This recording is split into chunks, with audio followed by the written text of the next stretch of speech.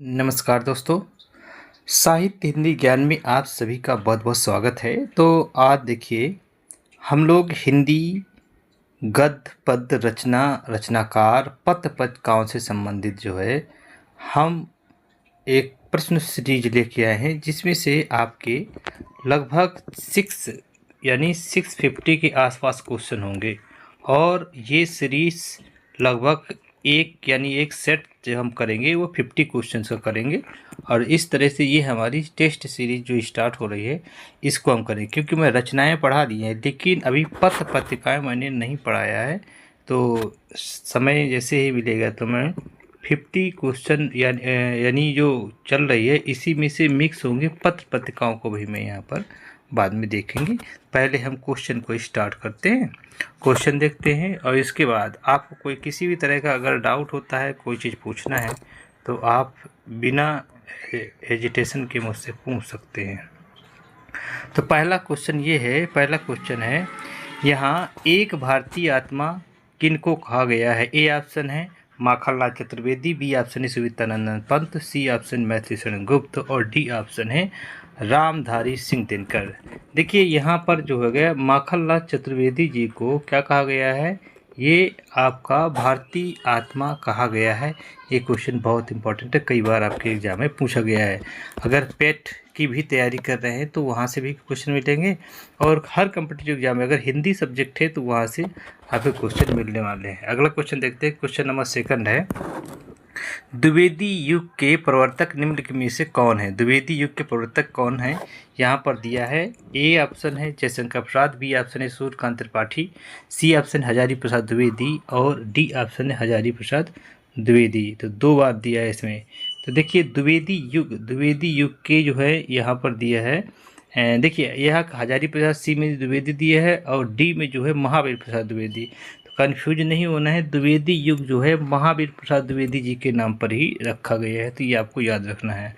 अगला क्वेश्चन देखते हैं, कबीर दास जी की भाषा क्या है? ए ऑप्शन है ब्रजभाषा, बी ऑप्शन है पंचमेल खिचड़ी, सी ऑप्शन है राजस्थानी, डी ऑप्शन है अवधी। तो यहाँ पर हो जाएगा आपका बी ऑप्शन सही हो जाएगा। पंचमेल खिचड़ी जो है कबीर दास जी की भाषा है, इसको सदुखड़ी भाषा भी कहते हैं हम लोग। ठीक है, तो अलग अलग स्थानों पर इसको अलग अलग नाम से इसको नाम लिया जाता है। तो ये क्वेश्चन है और ये बहुत इंपॉर्टेंट क्वेश्चन है जो कि हर एग्जाम में आपके पूछे जाते हैं। अगला क्वेश्चन दिया गया है, हेरी मैं तो प्रेम दीवानी, मेरो दर्द न जाने कोय, और दर्द की मारी बन बन डोलूं, वैद मिले नहीं कोय। कह रहे हैं इसमें से ए ऑप्शन दिया है मीराबाई का किसका कथन है? ये पंक्ति किसकी है? ये बी ऑप्शन है महादेव वर्मा, सी ऑप्शन है सुभद्रा कुमारी चौहान और डी ऑप्शन है रसखान। तो देखिए ये जो होगा ये मीराबाई का है। कह रही है कि हेरी मैं तो प्रेम दीवानी, यानी भगवान कृष्ण के प्रेम में मैं दीवानी हूँ। मेरे दर्द न जाने कोई, मेरा दर्द कोई नहीं जानता है, और दर्द की मारी बन बन घूमूं, मैं कह रहे हैं बन बन घूम रही हूँ, मिले कोई नहीं वैद, उनको वैद कोई वैद नहीं मिल रहा है, तो ये कहना चाह रही हैं। अगला क्वेश्चन देखने हैं, अब कैसे छूटे राम, राम रट लागी प्रभु जी तुम चंदन हम पानी, जाकी अंग अंग बास समानी। तो ये पूछा गया है कि ये कथन आखिर किसका है? तो दी गई पंक्तियों द्वारा रचित यानी पद का अंश क्या है? तो ए ऑप्शन है रैदास, बी ऑप्शन है तुलसीदास, सी ऑप्शन है यानी तुलसीदास, बी ऑप्शन है सूरदास और डी ऑप्शन है कबीरदास। तो देखिए ये यहाँ पर तुम चंदन हम पानी जैसे ही आ जाए तो आपको यहाँ पर रैदास आंसर मार देना है। इसका आंसर क्या है? रैदास जी हैं, याद रखिएगा। तो ये क्वेश्चन है, ये बहुत इंपॉर्टेंट क्वेश्चन है और यहाँ पर आपको ये चीज़ें याद रखना है। ठीक है, तो आगे क्वेश्चन देखते हैं, क्वेश्चन नंबर 6 की तरफ चलते हैं। निम्नलिखित दोहा किसका है? कह रहा है ये निम्नलिखित में से पूछा गया है कि ये आखिर दोहा किसका है, ये भी यहाँ पर पूछा गया है। तो इस तरह से आपको यहाँ पर थोड़ा सा ध्यान देना है। यहाँ दिया गया निम्नलिखित दोहा किसका? माला तो कर मैं फिरे, जीभ फिरे मुख माही, और मनुआ तो चहुँ दिस फिरे, यह तो सुमिरन नाही, यह तो सुमिरन नाही। तो ये आपको बताना है कि ये किसका दोहा है। ए ऑप्शन है कबीरदास जी का है, बी ऑप्शन है तुलसीदास जी का है, सी ऑप्शन है रहीमदास जी का है और डी ऑप्शन है दादू दयाल का है। देखिएगा ये जो ऑप्शन है, माला तो कर में फिरे, माला करे हाथ में, कर मीन्स हाथ में, फिरे अजीब फिरे मुख माही, अजीब जो है मुख के अंदर ही चारों तरफ घूम रही है। मनुआ तो चौदिस फिरे, मन जो है चारों तरफ घूम रहा है, यह तो सुमिरन नहीं। और हम लोग किसको सिमट सकते हैं जब हमारा मन ही चित एक जगह नहीं रहेगा। तो इसका जो आंसर हो जाएगा ऑप्शन नंबर ए बिल्कुल सही हो जाएगा। कबीरदास जी का ये दोहा है, याद रखना है। अगला क्वेश्चन की हम बात करते हैं, क्वेश्चन नंबर 7 चलते हैं। देखिए क्वेश्चन नंबर 7 में क्या दिया गया है। 7 में ये दिया गया है कि राहुल सांकृत्य ने लेखन के लिए निम्नलिखित में से किस विधा को विशेष रूप से पसंद किया है। देखिए राहुल सांकृत्य थे किस विधा का। ए ऑप्शन है कविता, बी ऑप्शन यात्रा वृत्तांत, सी ऑप्शन संस्मरण और डी ऑप्शन निबंध। तो ये आप ध्यान रखना है कि यात्रा वृत्तांत यानी यात्रा के लिए वो चारों तरफ घूमते रहते थे, इसलिए यात्रा वृत्तांत उनके इसमें महत्वपूर्ण क्वेश्चन है। अगला देखिएगा, अगला क्वेश्चन ये कह रहा है निम्नलिखित में से कौन सी कहानी प्रेमचंद द्वारा रचित नहीं है। देखिए ए ऑप्शन ये पूस की रात, ये तो है। ईदगाह ये भी है। ताई पता नहीं है। दो बैलों कथा ये भी है। तो इस तरह से यहाँ पर जो हो जाएगा ऑप्शन नंबर सी ताई, ये इनकी नहीं है, याद रखना है, यही पूछा गया है। अगला क्वेश्चन है 9 नंबर का क्वेश्चन। देखिएगा 9 नंबर क्या कह रहा है कि घुमक्कड़ शास्त्र की रचना किसने की थी। ए ऑप्शन राहुल सांकृत्यायन ने, B option Mahadevi Verma, C option Hazari Prasad Dwivedi, D option है प्रेमचंद। तो देखिए घुमक्कड़ शास्त्र जहाँ भी मिल जाए तो आपका आंसर ए हो जाएगा। राहुल सांकृत्यायन जो है ये घुमक्कड़ शास्त्र के रूप में जाने जाते हैं। अभी इसके पहले हमने पढ़ा था यात्रा वृत्तांत भी राहुल सांकृत्यायन से भी संबंधित है और ये घुमक्कड़ शास्त्र की जो रचना की थी उसी से संबंधित है, ये आपको याद रखना है। क्वेश्चन नंबर 10 है कौन सी रचना प्रेमचंद जी की नहीं है। ए ऑप्शन है झूठा सच, बी ऑप्शन है परीक्षा गुरु परीक्षा और सी ऑप्शन है बड़े भाई साहब और ये आपका हो जाएगा डी है ईदगाह। तो देखिए प्रेमचंद की नहीं है। झूठा सच ये जो है यशपाल जी का, किसका है ये, यशपाल जी का है, ठीक है, यशपाल जी का है। अब बाकी जो है ये सभी जो है प्रेमचंद की हैं, ठीक है। बड़े भाई साहब परीक्षा और ईदगाह ये सब प्रेमचंद जी की हैं। मानसरोवर में किस कहानीकार की कहानियां हैं। मानसरोवर, ठीक है। ए ऑप्शन है हरिशंकर परिसाई, बी ऑप्शन जयशंकर प्रसाद, सी ऑप्शन है प्रेमचंद, डी ऑप्शन है कृष्णा सोबती। तो ये सी ऑप्शन बिल्कुल सही हो जाएगा। प्रेमचंद जी की मानसरोवर में क्या है, यानी कहानी लिखी गई हैं, ठीक है। कहानी की कहानियां हैं, कहानीकार की जो कहानियां दी गई हैं ये मानसरोवर में हैं। 12 नंबर क्वेश्चन देखिएगा, कवि भूषण किस काल के कवि हैं। ए ऑप्शन है आदिकाल, ए ऑप्शन है भक्तिकाल, बी ऑप्शन है आदिकाल, सी ऑप्शन है रीतिकाल, डी ऑप्शन है आधुनिक काल। तो देखिए यहाँ पर कवि भूषण जो हैं ये रीतिकाल से बोधा हो गया, कवि भूषण हो गए, ठीक है, बिहारी हो गए। तो ये जो है रीतिकाल से संबंधित कवि यहाँ जाने जाते हैं। तो ऑप्शन नंबर सी बिल्कुल यहाँ पर करेक्ट हो जाएगा। देखिए कई बार एग्जाम में, हर एग्जाम में पूछा गया है। अगला देखना है कि निम्नलिखित में से किस कवि की काव्य भाषा, यानी 13 नंबर का है, किस कवि की काव्य भाषा ब्रज भाषा नहीं है। तो यहाँ पर देखिए भारतेंदु जी की होगी, ब्रज भाषा है, सूरदास जी की ब्रज भाषा है, बिहारी की ब्रज भाषा है, और किसकी भाषा नहीं है, मैथिली शरण गुप्त जी की भाषा क्या है, ये खड़ी बोली है। क्या है, ध्यान रखना है, मैथिली शरण की जो भाषा है वो खड़ी बोली है, इसलिए ऑप्शन नंबर सी यहाँ पर सही हो। कलम के जादू किसे कहा जाता है। ए ऑप्शन है मैथिली शरण गुप्त है, बी ऑप्शन है सुमित्रानंद पंत है, सी ऑप्शन है राम बचवेनीपुरी, डी ऑप्शन है मुंशी प्रेमचंद को। तो यहाँ पर कलम की जादूगर के रूप में मुंशी प्रेमचंद जी को हम जानते हैं। किसको जानते हैं, मुंशी प्रेमचंद जी को, ठीक है। नमक का दरोगा जो है ये भी इन्होंने लिखा है, ठीक है। तो हम मुंशी प्रेमचंद जी को किस नाम से जानते हैं, कलम के जादूगर के नाम से हम जानते हैं। अगले क्वेश्चन की हम बात करते हैं, क्वेश्चन नंबर 15 में चलते हैं। पुष्पदंत किस शताब्दी के माने जाते हैं। पुष्पदंत किस शताब्दी की। ए ऑप्शन है दूसरी शताब्दी, बी ऑप्शन है 10वीं शताब्दी, सी ऑप्शन है तीसरी और डी ऑप्शन चौथी। तो ये जो माने जाते हैं ये 10वीं शताब्दी के माने जाते हैं। कौन, पुष्पदंत जो हैं ये 10वीं शताब्दी के माने जाते हैं, ये भी आपको याद रखना है। चलिए अगले क्वेश्चन की बात करते हैं। अभी हमने 15 तक कर लिए क्वेश्चन और यहाँ पर आगे क्वेश्चन की हम बात करते हैं। 15 हो गए हमारे, अब आगे आते हैं 16 के बारे में। देखिए स्वयंभू को अपभ्रंश का कालिदास और पुष्पदंत को भवभूति किसने कहा है? तो देखिए यहाँ पर ऑप्शन जो दिया गया है, A option Ram Kumar Verma, B option है यानी बागची, सी ऑप्शन है राहुल सांकृत्यायन, डी ऑप्शन है हरप्रसाद शास्त्री।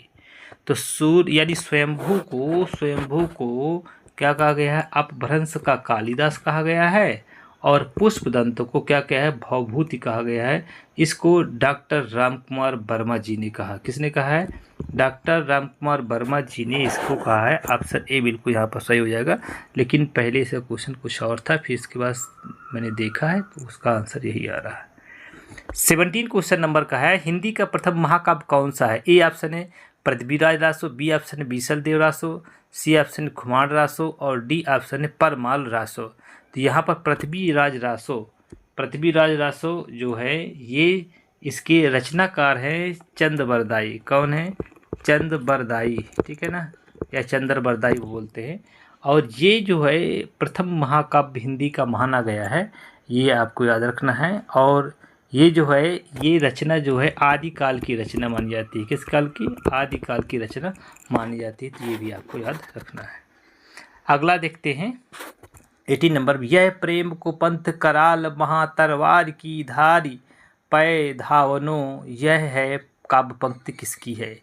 ए ऑप्शन है घनानंद की, बी ऑप्शन है आलम की, सी ऑप्शन है ठाकुर की, डी ऑप्शन बोधा की। तो ये जो पंक्ति है ये बोधा जी की है। किसकी है? बोधा जी की है। मैंने बताया था कि ये रीतिकाल के कवि के रूप में जाने जाते हैं। किस काल के?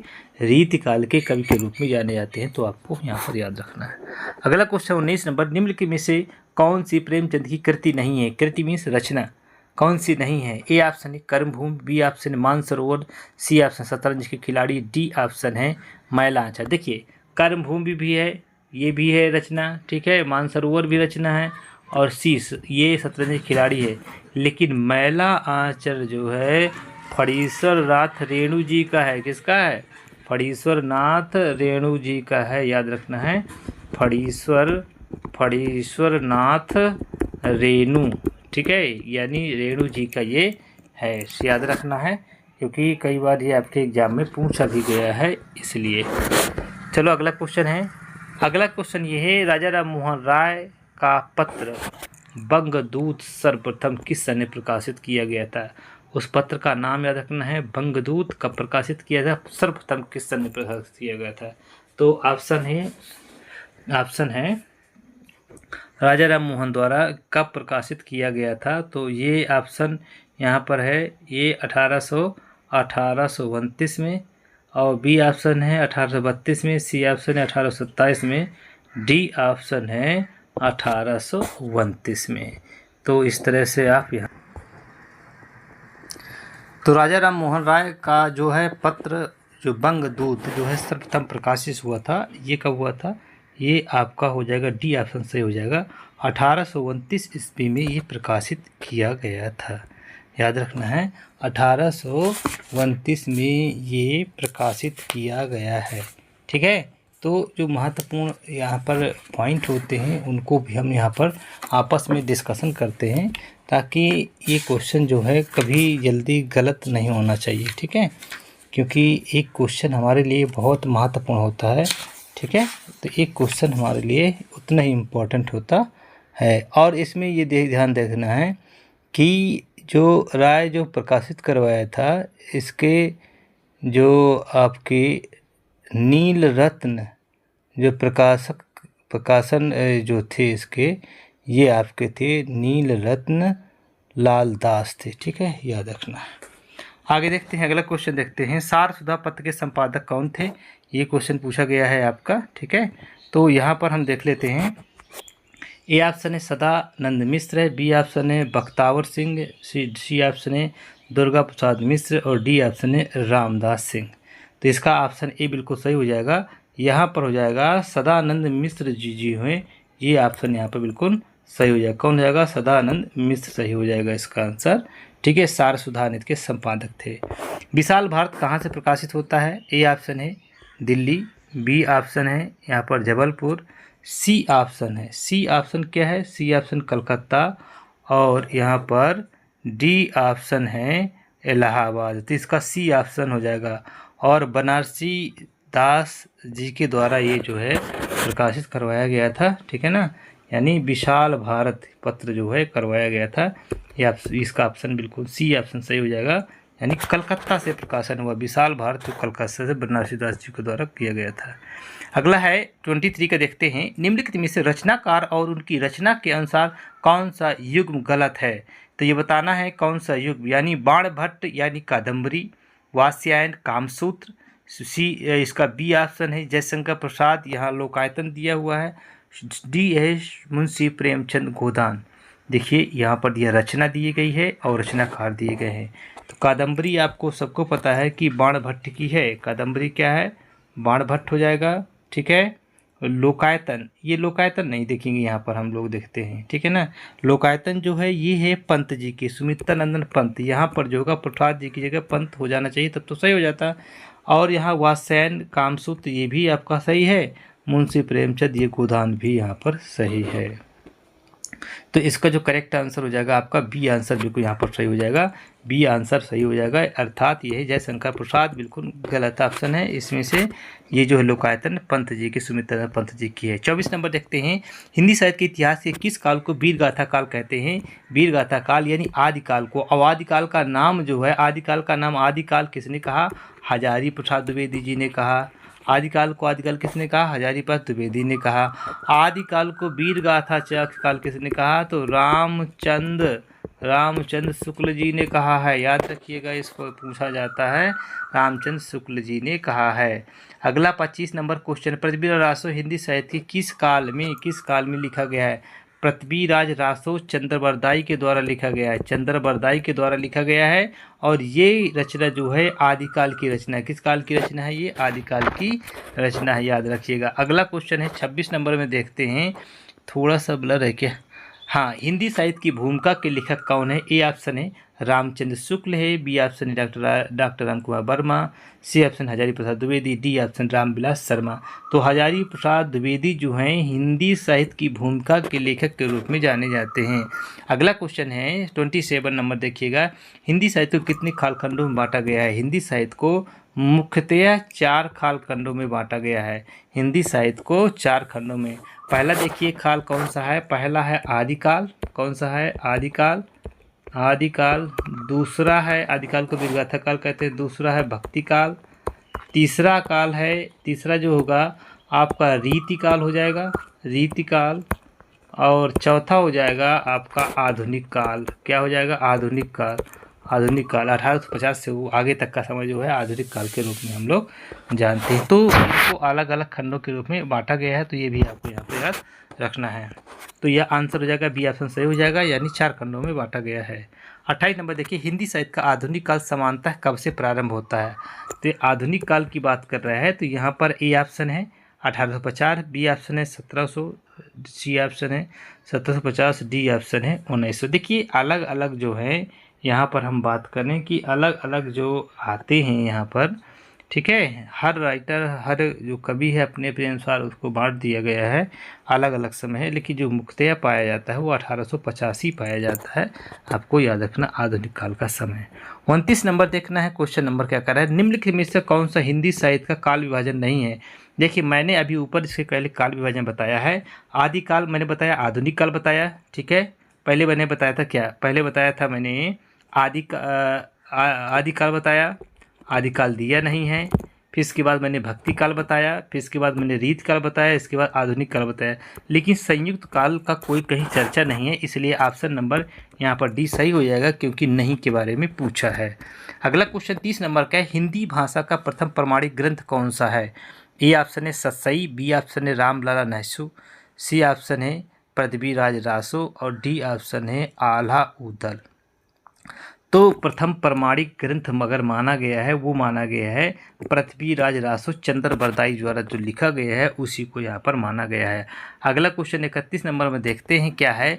कबीरदास तुलसीदास कबीर, देखिए कबीरदास तुलसीदास सूरदास आदि किस काल के कवि हैं। तो भैया ये है सब क्या हैं, कबीरदास जी हैं, तुलसीदास जी हैं, ये किस काल के कवि माने जाते हैं आपको बताना है। ये सब भक्ति काल के कवि हैं। ए ऑप्शन आदिकाल, बी ऑप्शन भक्ति काल, सी ऑप्शन रीतकाल, डी ऑप्शन आदिकाल। तो ये भक्ति काल के सूरदास तुलसी ये कबीर सब माने जाते हैं किस काल के हैं, ये भक्ति काल के। 32 नंबर देखिए सूरदास सूरसागर के रचयिता कौन है। Option Vidyapati, B option Jaidev, C option है तुलसीदास, डी ऑप्शन है सूरदास। तो भैया सूरसागर ये ऑप्शन हो जाएगा आपका सूरदास। सूरदास जी की और साहित्य लहरी भी है, क्या है साहित्य लहरी, साहित्य लहरी, साहित्य लहरी सूरसागर, सूरसागर भी है, साहित्य लहरी सूरसागर, सूर की सरावली भी है, सरावली भी है, याद रखना है। तो साहित्य लहरी सूरसागर और सरावली ये 3 रचनाएं, और भी रचनाएं हैं आप देख लीजिएगा। 33 नंबर क्वेश्चन कह रहा है, 33 नंबर क्वेश्चन ये है सभी एग्जाम में देखिए पूछा गया है, इनमें से कौन भक्ति काल कवि नहीं है।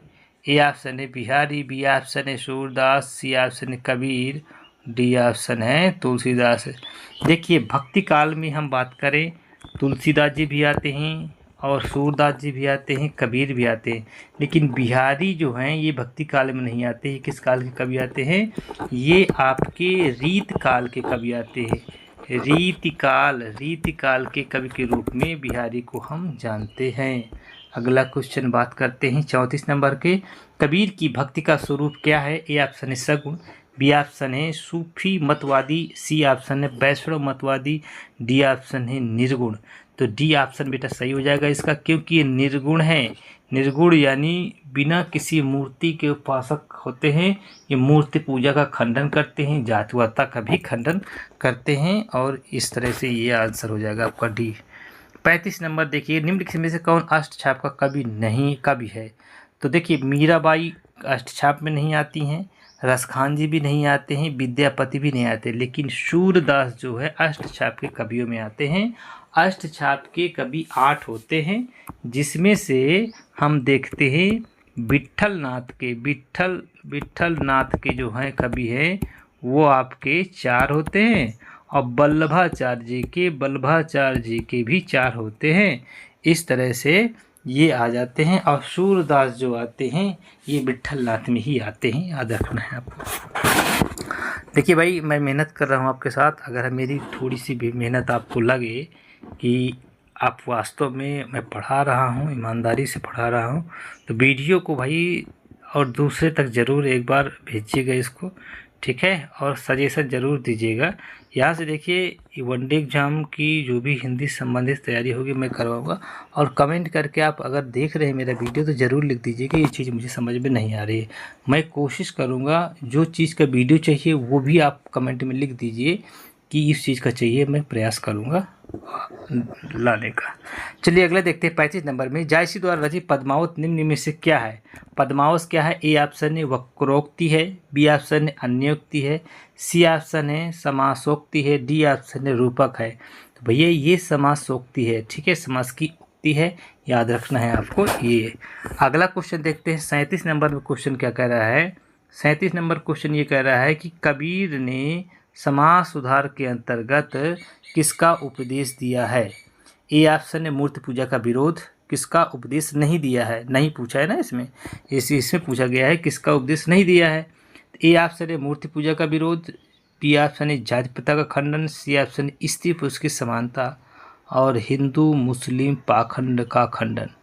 देखिए इन्होंने मूर्ति पूजा का विरोध किया है, जाति प्रथा का किया है, हिंदू मुस्लिम का भी किया है, इस हिंदू मुस्लिम पाखंड जो चल रहा था, लेकिन स्त्री पुरुष की समानता का इन्होंने क्या है उपदेश नहीं दिया है, ठीक है, कि स्त्री पुरुष समान है, इसका उन्होंने कुछ तरह का उपदेश नहीं दिया है।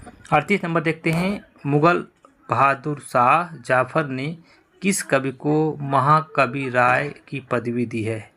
मुगल बादशाह शाहजहां ने किस कवि को महाकवि राय, बहुत अच्छा क्वेश्चन है ये, महाकवि राय की उपाधि की पदवी दी है? ए ऑप्शन है बनारसी दास, बी ऑप्शन है सुंदर दास, सी ऑप्शन है सेनापति, डी ऑप्शन है कादिर। तो भैया सुंदर दास जी को ये जो है बहादुर शाहजहां ने महाकवि राज की पदवी दी है। और संतों में अगर बात करें, संतों में सबसे ज़्यादा पढ़े लिखे ये माने जाते हैं सुंदर दास जी को माना गया। सबसे ज़्यादा पढ़े लिखे वाले संतों में सुंदर दास जी को सबसे पढ़ा लिखा हम मानते हैं, एक कवि कहते हैं। अब 39 नंबर देखते हैं, क्वेश्चन है 39 नंबर में क्या है कि निम्नलिखित में से कौन सा ज्ञान सही शाखा कवि हैं? ए ऑप्शन है यहाँ रहीमदास जी, बी ऑप्शन मलिक मोहम्मद जायसी, सी ऑप्शन कबीर दास और डी ऑप्शन है तुलसीदास। ज्ञान से ही शाखा के अंतर्गत पूछाते हैं तो तुलसीदास जी आते हैं। भक्ति काल के तो हैं, लेकिन भक्ति काल के ज्ञान श्रेय शाखा के अंतर्गत आते हैं। ठीक है, ये ज्ञान श्रेय शाखा के अंतर्गत आते। एक ज्ञान श्रेय होता है, एक प्रेम श्रेय होता है। ठीक है, प्रेम श्रेय में आपके जायसी आ जाएंगे, और भक्ति काल में राम भक्ति में तुलसी आ जाएंगे। रहीमदास जी भी किस में आ जाएंगे? ये भी भक्ति काल के अंतर्गत ही आते हैं। अगला देखते हैं 40 में देखते हैं निम्नलिखित में कौन सी रचना तुलसीदास की नहीं है? ए ऑप्शन है रामचरितमानस, बी ऑप्शन है गीतावली, सी ऑप्शन है कृष्णावली और डी ऑप्शन है भक्तमाल। देखिए रामचरित यानी तुलसीदास जी की रचना कौन सी नहीं है पूछा गया है, तो ये रामचरितमानस बिल्कुल है, गीतावली भी है, कृष्ण गीतावली है, और ये भक्तमाल किसकी रचना है? ये भैया नाभादास की है। किसकी? नाभादास की रचना, याद रखना है। ये रचनाएं भी कई बार पूछ रही थी कि भक्तमाल किसकी रचना है, तो आपको यहाँ पर बताना पड़ेगा। आते 41 नंबर में रीत काल का कवि कौन सा है? जयशंकर प्रसाद, ये आपका छायावाद के हो गए, सूर्यकांत त्रिपाठी छायावाद के हो गए, सुमित्रानंद पंत हो गए। बिहारी, मैंने अभी इसके पहले बताया था, बिहारी लाल जी ये किसके हैं? रीत काल के कवि माने जाते हैं। 42 नंबर में देखिएगा रीत काल का अन्य नाम क्या है? ए ऑप्शन है स्वर्ण काल, बी ऑप्शन है उद्भव काल, सी ऑप्शन है श्रृंगाल काल, डी ऑप्शन है संक्रांति काल। तो इसका आंसर हो जाएगा सी ऑप्शन सही हो जाएगा, क्योंकि इसको श्रृंगाल काल के नाम से भी जानते हैं। स्वर्ण काल भक्ति काल कहते हैं। ठीक है, ये आपको याद रखना है। 43 नंबर देखिएगा, 43 नंबर में क्या है? मधुसूदन गुप्त का संबंध आधुनिक काल के किस युग से है? ए ऑप्शन है छायावादी युग, बी ऑप्शन है शुक्ल युग, सी ऑप्शन है छायावोत्तर युग और डी ऑप्शन है द्विवेदी युग। तो मधुसूदन गुप्त जो हैं वो द्विवेदी युग के, देखिए कई बार एग्जाम में ये क्वेश्चन पूछे गए हैं, तो द्विवेदी युग से संबंधित है, ये भी आपको याद रखना है कि द्विवेदी युग से संबंधित ये हैं। 44 नंबर देखिएगा, 44 नंबर है हिंदी का प्रथम मौलिक उपन्यास कौन सा है? ए ऑप्शन है Pariksha Guru, B option Anandmath, C option Gaban और डी ऑप्शन तितली। तो देखिए जो ये है ऑप्शन नंबर ए बिल्कुल सही हो जाएगा कि परीक्षा गुरु जो है ये लाला श्रीनिवास दास जी का, परीक्षा गुरु जो है लाला श्रीनिवास दास जी का है। ये हिंदी का पहला मौलिक उपन्यास माना जाता है। 45 नंबर में देखिएगा निम्नलिखित में से कौन सी पुस्तक प्रेमचंद द्वारा लिखित नहीं है पूछा गया है? नहीं पूछा गया है। ए ऑप्शन है कायाकल्प, बी ऑप्शन है रंगभूमि, सी ऑप्शन है कर्मभूमि और डी ऑप्शन है ध्रुव स्वामिनी। देखिए कायाकल्प ये भी है, कर्मभूमि ये भी है, रंगभूमि ये भी है, लेकिन ध्रुव स्वामिनी नहीं है बेटा। ध्रुव स्वामिनी किसका है? जयशंकर प्रसाद जी का है। किसका है ये? ध्रुव स्वामिनी जो है जयशंकर प्रसाद जी का है। किसका है? ध्रुव स्वामिनी जयशंकर प्रसाद जी का है। आपको बिल्कुल याद रखने की ज़रूरत है यहाँ पर। 46 नंबर देखिएगा, 46 नंबर में कह रहा है निम्नलिखित में से कौन सी नागार्जुन की नहीं है? रतिनाथ की चाची ये नागार्जुन की है। बाबा बटेश्वर नाथ ये भी नागार्जुन का है। इमरतिया भी नागार्जुन जी का है। रतिराम की चाची और बाबा बटेश्वर और इमरतिया और डी ऑप्शन दादा कामरेड ये यशपाल का है। किसका है? यशपाल की ये रचना है, याद रखना है, मैंने इसको अलग करके पॉइंट किया हुआ है। 47 नंबर देखना है हरिश्चंद्र यानी भारतेंदु हरिश्चंद्र का कौन सा नाटक बांग्ला भाषा से है अनुदित है? तो ए ऑप्शन है नई चाल में ढली, बी ऑप्शन है काव्यवचन सुधा, सी ऑप्शन है विद्या सुंदर और इसका डी ऑप्शन है चंद्रावली। तो विद्या सुंदर जो है बांग्ला भाषा में अनुदित नाटक है। कौन सा है? अनुदित नाटक है। अगला 48 नंबर देखना है, मर्यादा और टुडे के संपादक थे। मर्यादा और टुडे के संपादक कौन है? ए ऑप्शन है वासुदेव शरण अग्रवाल, बी ऑप्शन है Harishankar Parsai, C option Jainendra, D option है संपूर्णानंद। ठीक है, तो यहाँ पर मर्यादा और टुडे हो जाएगा, ये हो जाएगा संपूर्णानंद इसका रचनाकार हो जाएगा, यानी संपादक करता, संपादक एडिटर जो है इसके संपूर्णानंद हो जाएगा। अगला देखते हैं 49 नंबर में देखिएगा, आधुनिक हिंदी गद्य का जनक किसे कहा जाता है? आधुनिक हिंदी गद्य का जनक किसे कहा जाता है? आधुनिक हिंदी गद्य का जनक, ए ऑप्शन है अमीर खुसरो, बी ऑप्शन है भारतेंदु हरिश्चंद्र, सी ऑप्शन है गंगा कवि और ये है डी ऑप्शन है जयशंकर प्रसाद। तो यानी बी ऑप्शन सही हो जाएगा कि भारतेंदु हरिश्चंद्र को आधुनिक हिंदी गद्य का जनक माना जाता है। वहीं से आधुनिक हिंदी गद्य का जनक प्रारंभ होता है भारतेंदु युग से होता है। हिंदी की आदि जननी किसे कहा जाता है? तो हिंदी की आदि जननी किसे कहा जाता है?